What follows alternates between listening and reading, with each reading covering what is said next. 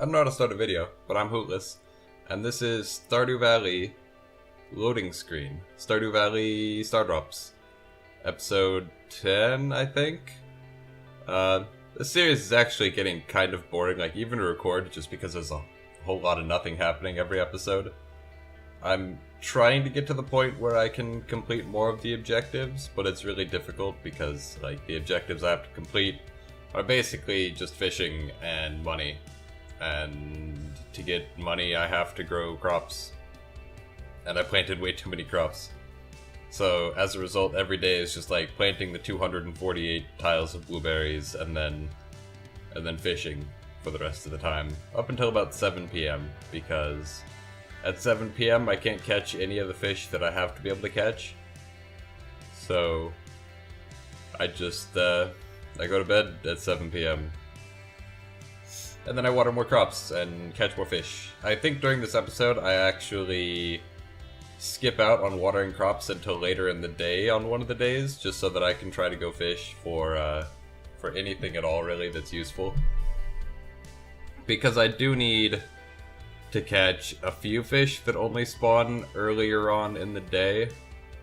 I caught the crimson fish there. I didn't linger on it for too long, but I did. Crimson fish is the legendary from summer. You catch it by fishing off of this pier on the eastern beach. And that's basically it. Any time during the summer, any weather during the summer, just fish off of the east pier. So that's the crimson fish down, which means we have 3 legendaries left to catch, I think. The mutant carp, which is any season, but only in the sewers. There's the glacier fish, which is the legendary fish from winter, and there's the angler fish, which is the legendary fish from fall. So yeah, we're getting along. Just I think by the end of this episode, there's like 1 fish left for me to catch in summer, and then the majority of what I have to do is just working towards the other various goals. There's nothing specific to summer in terms of Rarecrows and gemberry, or not gemberries, Stardrops. So, like, basically it's just, you know, slowly making progress towards the things I can do in any season.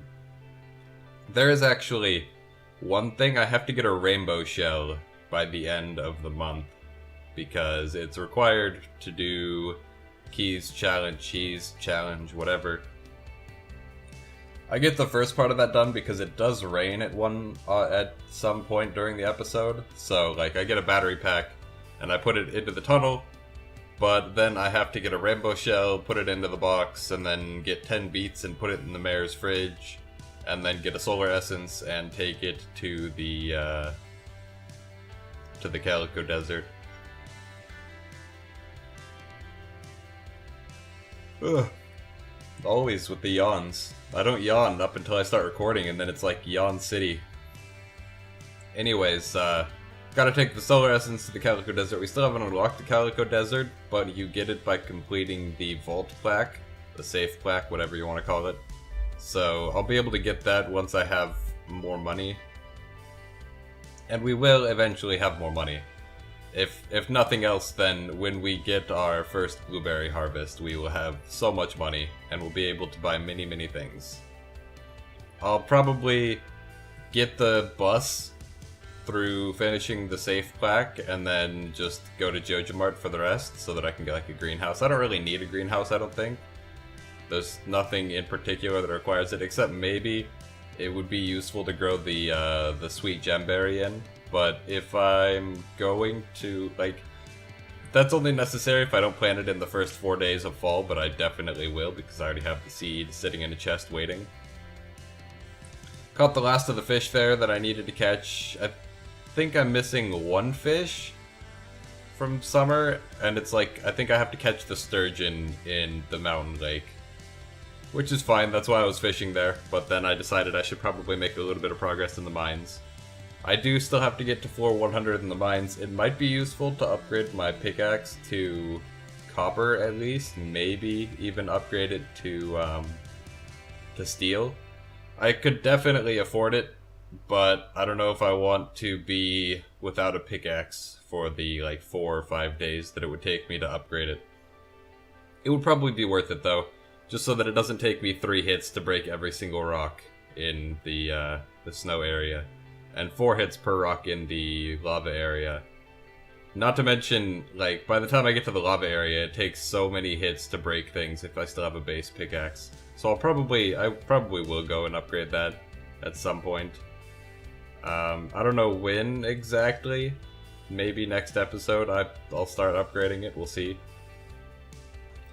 That'll be an episode, like the episodes where I upgrade the pickaxe. Maybe just one episode. I'll probably end up skipping days a lot, other than like watering crops, just because there's really nothing else I can do in summer without a pickaxe. I guess I could keep fishing and try to catch the sturgeon. I really need to buy a trap bobber if I want to do that though, because it's one of the hardest fish to catch, I think. Maybe in like the top 10 or so. It can probably be done. I'm pretty sure the octopus is harder to catch, but I got lucky and the octopus didn't really move around much when I was trying to catch it. So I'll still pick up a trap bobber anyways, and I'll try to catch the sturgeon using that. And other than that, I'll just be passing days until I can get my pickaxe back. At which point I'll immediately go to the mines and try to dive down as far as I can until I can hit floor 100. I've been informed that I don't have to finish Cheese Challenge to be able to get the Rarecrow. I can just start the mysterious key, whatever. So that's what I do actually in the last day. I think this is the last day. I managed to get a battery pack because it was storming yesterday, and I take the battery pack into the tunnel, starting the quest. So now it's just a matter of time until I get the rainbow shell. Hopefully RNG gives me one nice and early, because it is a forgeable only found in summer. And then I can't continue with the quest chain until fall, at which point I can grow beets.